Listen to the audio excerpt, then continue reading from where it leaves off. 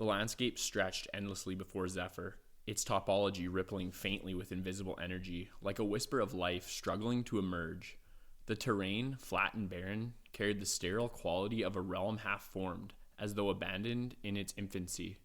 The air was thick with an eerie stillness, broken only by faint hums of energy emanating from unseen sources. This mesh landscape, a surreal void that felt more conceptual than tangible, a fragment of a dream caught between being and unbeing.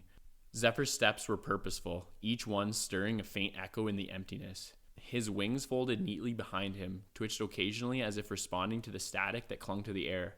Ahead, a white block of materia stood stark against the lifeless surroundings. Its surface was pristine, unmarred save for the glowing alchemical symbol for Earth etched into it, vibrant green against the dull backdrop. The symbol's glow pulsed rhythmically, like a heartbeat, pulling Zephyr toward it with an almost magnetic force. He paused a few feet away, his gaze lingering on the cube. There was something sacred about its presence here, something that demanded reverence. The Eden, he murmured. His voice was soft, a realm of fascination and wonder. Zephyr extended a wing, brushing its tip against the glowing symbol. The reaction was immediate. The cube began to unfold, each face scaling outward with mechanical precision, accompanied by the hum of latent energy awakening. The structure expanded and transformed until it became a white stone ritual temple, its smooth surfaces glowing faintly in the pale twilight. The air shifted around it, becoming denser, alive with potential. Zephyr inhaled deeply, the gravity of the moment settling over him. The energy, he said, almost to himself. Then, with quiet resolve, he added, I will not regret the steps ahead. Ascending the temple steps, Zephyr moved with a steady determination. Each step echoed faintly, a solitary sound swallowed quickly by the oppressive silence of the corridor beyond. The boring doorway on the far side of the temple offered no adornments, no clues to what lay ahead, only the promise of mystery. Zephyr strode through it without hesitation. His movements were fluid. A stepwise network, he mused, his voice reflective. A new start. The pathway on the other side was barren, broken only by a white flag planted firmly in the ground. Beside it lay a curious object, a single white egg with a black stripe. Its surface was smooth and reflective, as though holding secrets just below its surface.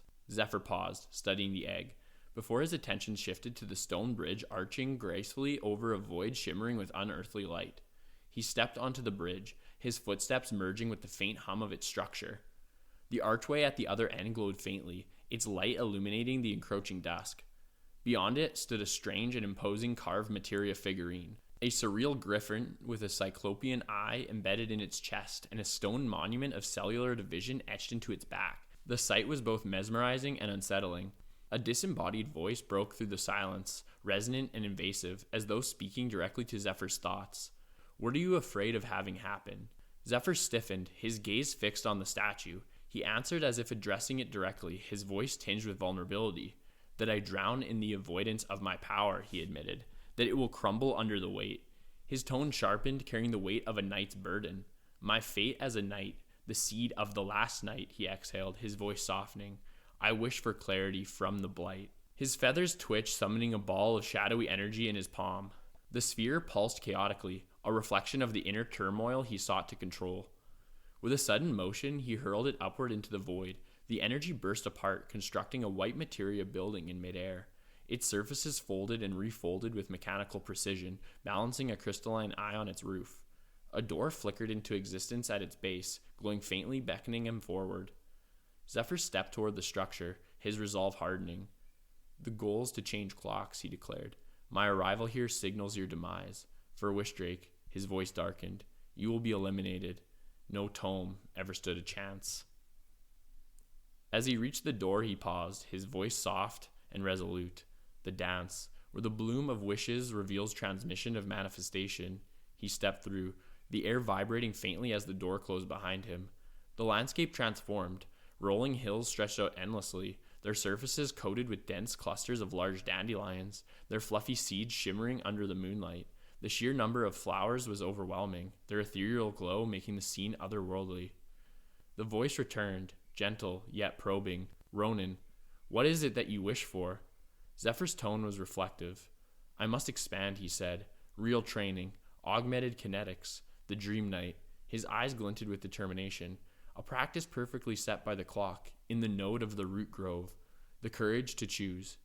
As if in response to his words, the dandelions suddenly exploded, their seeds scattering into the wind. Among the swirling white cloud, a black seed glowed, catching Zephyr's attention. He stepped forward, his focus fixed on the glowing seed, choosing to follow it.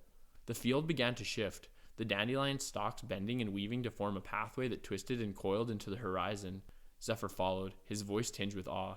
A journey of free thought, he said softly, a path of research of the infinite cloth. His tone turned bitter, almost mournful.